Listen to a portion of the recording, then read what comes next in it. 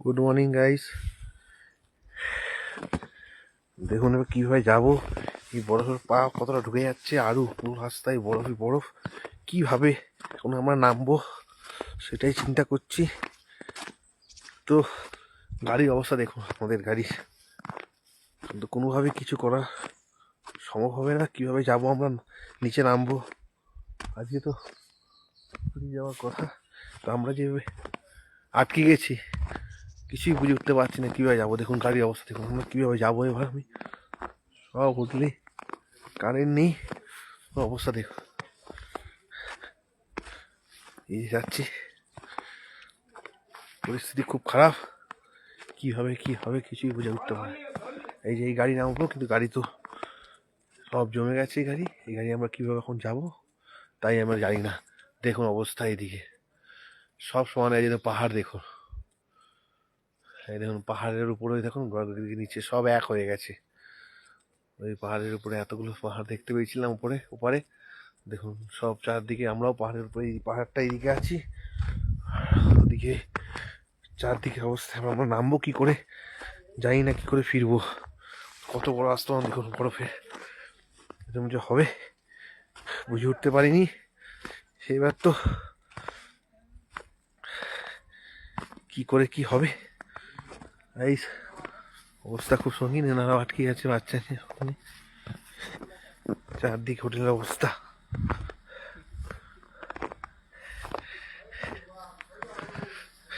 आप लोगों के पास बिजली है, पावर बैकअप है? भाई लास्ट चल रहा है हमारा, बंद हो जाएगा कुछ देर बाद ही। जो करना है कर लेते हैं, यार क्या करें। देखो हालात कैसे है, बोलिए।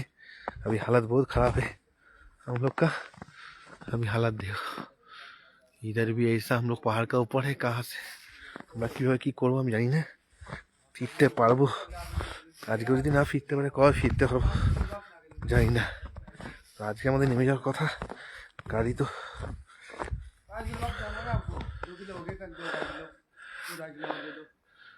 এদিকে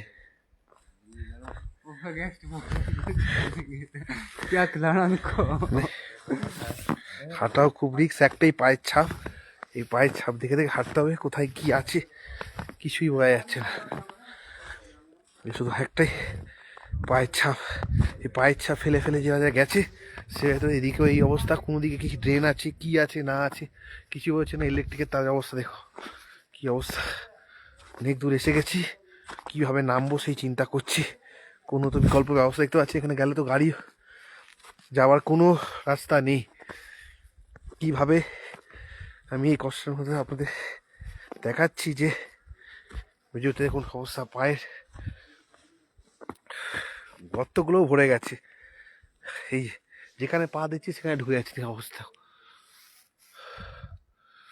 ও প্রকৃতির অবস্থা এতটা ভয়ানক হতে পারে আমাদের ইন্ডিয়াতে, মানালিতে, আজ তার আমি প্রত্যক্ষ মানে চোখের সামনে দেখতে পাচ্ছি যে কী পরিস্থিতি।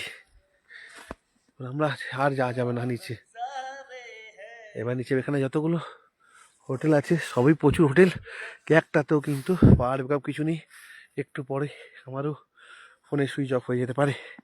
তার অবধি আগে অবধি আমরা কী করবো আমরা নিজে জানি না। নিচে অবধি যেতে পারবো কি পারবো না বুঝে উঠতে পারছি না। কি অবস্থা গাইস, সাথে কী করবো কিন্তু কিছুই বুঝে উঠতে পারছি না। এইদিকে এই অবস্থা, এইদিকে যেতে পারবো কী করে, নামবো কী করে, গাড়ি পাবো কীভাবে সেটাও তো বুঝে উঠতে পারছি না। হাতের অবস্থা খুব খারাপ। দেখুন আমার অবস্থা দেখুন কী অবস্থা হয়েছে।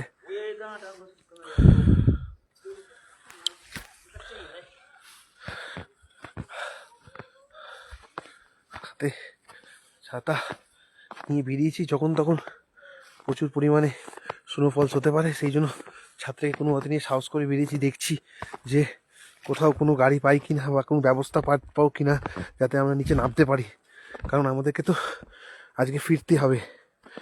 দিল্লি নামার কথা, যদি আজকে দিল্লি নামে কালকে নাকি আরও তুষারপাত হওয়ার কথা, স্নোফলস হবে।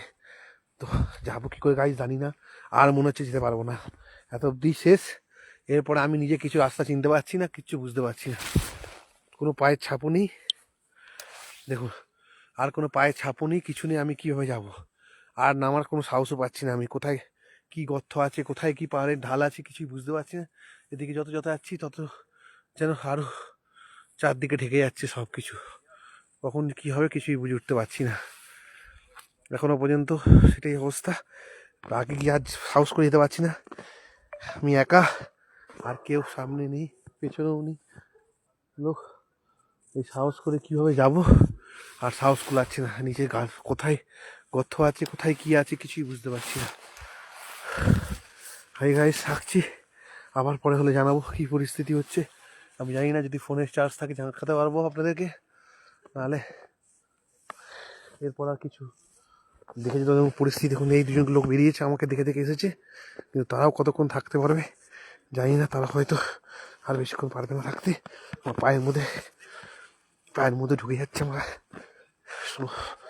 প্রচুর ঠান্ডা লাগছে, পাও ভিজে গেছে, জুতো ভিজে গেছে আমার। তো আর পারছি না, এইবার তো ফিরতেই হচ্ছে। পাটাও ফেটে যাচ্ছে আমার, হাতও ফেটে যাচ্ছে। উফ, পরিস্থিতি খুব খারাপ, খুব খারাপ পরিস্থিতি।